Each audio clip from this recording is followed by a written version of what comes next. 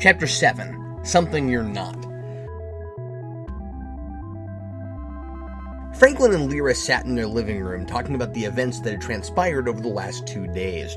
Franklin's life was being turned upside down, and as usual, his wife didn't seem to be bothered by it at all. It wasn't that she was unsympathetic, she had once explained. It was just that she was 312 years old and had been married 18 times. She was rarely surprised by anything.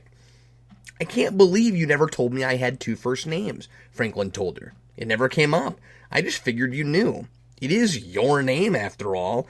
I wasn't going to hold it against you. I didn't figure being married to someone with 2 first names would be any more dangerous than being married to a lava man." Not the lava man again. "I'm just saying, you were a lava man. What's more dangerous?" "I'm not sure anymore. Calvin Stanley, all those patients at Vlachtermat, I can't help wondering how many other people I'm going to get killed." "You're just a victim of circumstance. None of this is your fault, and you know that." It was weird coming from her, but Lyra was right. Besides having 2 first names, which he couldn't control, he wasn't responsible for anything that had happened in the last few weeks, but he certainly felt responsible.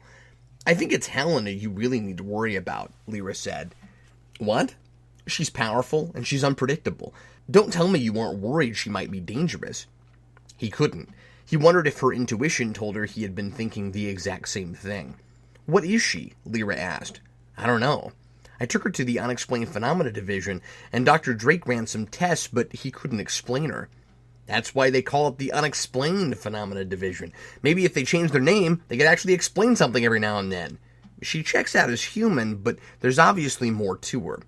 The only thing Dr. Drake had been able to tell him for sure was that Helena didn't have classic multiple personality disorder. The scans of her brain showed 7 distinct personalities, all crammed into one cranium. It looked like it might have somehow been done intentionally, and Dr. Drake thought that whatever had been done to her might have caused her amnesia.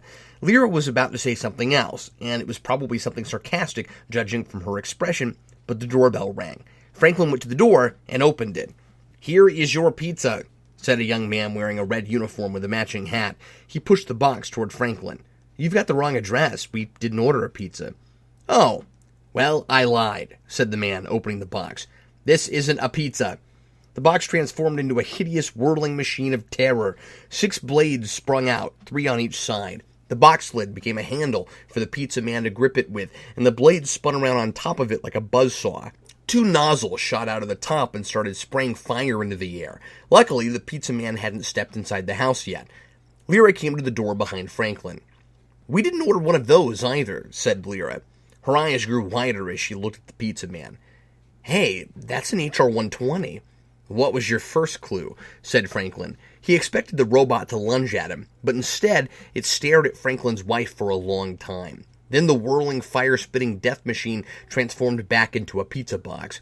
"Sorry to bother you nice folks," said the HR-120. "Have a wonderful day." The HR-120 walked to its car and drove away. "What exactly just happened?" Franklin asked her as he closed the door. Lyra looked as though she had just come into some money. "Guess I just have that effect on people." She opened a drawer in the coffee table and pulled out a phone book. "You want to order a pizza?" Franklin sat with Helena on a wooden bench in a park just a few blocks from Vlachtermat. It was getting late, and they had been talking for a long time, trying to make sense of everything that had happened. Franklin knew that a conversation was inevitable, and he thought the cool autumn air might do them both some good. It hadn't occurred to him until just then how much time he spent indoors. Franklin was bringing Helena up to speed on some of the things that had happened just before he met her. After he told her about Virginia Stanley, she froze. And she could do anything a human could do? Anything except be read by a telepath. Franklin immediately realized where this was going. "You're describing me perfectly," Helena said. Franklin quickly shook his head. "I've never known an HR-120 to have amnesia or multiple personalities. But you don't really know much about them at all. No one does." "What if I am?" "If you were an HR-120, you would have already vaporized me for knowing about you." "Still," said Helena. "We don't know," Franklin reluctantly agreed. "There's no real way to know, short of opening you up and looking for wires. HR-120s don't bleed. I do. Not easily, but I do." Franklin sighed. He knew Lyra was right to be suspicious of her, considering what she was capable of. A part of him was, too. But whatever Helena was, he was certain she had no ulterior motives against him. She had shown him nothing but appreciation, and she had helped him protect a place and some people that he deeply cared about. You saved my life. I think I owe you the benefit of the doubt. They sat in silence for several minutes. An older couple walked by and kindly waved at them. Franklin half-heartedly waved back. They have no idea what happens every day in the city, do they? Helena said when the couple was far enough away. No, said Franklin. The evidence is all around us, but most people choose not to know. Helena nodded. And your job was, to help those who did choose to accept it to live in a world the way it really is. Among other things, yes. Helena looked at him for a long time. I think you made a mistake. Excuse me? Leaving Vlachterman. Franklin sighed. You wouldn't understand. Without my you don't need it. Even now, when you discover some new or frightening thing, you adapt, and you help others to adapt. You weren't at Vlachterman when you met me. This is still your job. No matter where you are, it follows you. Franklin shook his head. If I went back, you wouldn't be my patient anymore. Get us both transferred. Vlachterman needs you, and we both need Vlachterman. It can disable HR-120s. Yeah, when security remembers the code. Stop trying to be something you're not. Something I'm not? Normal, Franklin. Stop trying to be normal.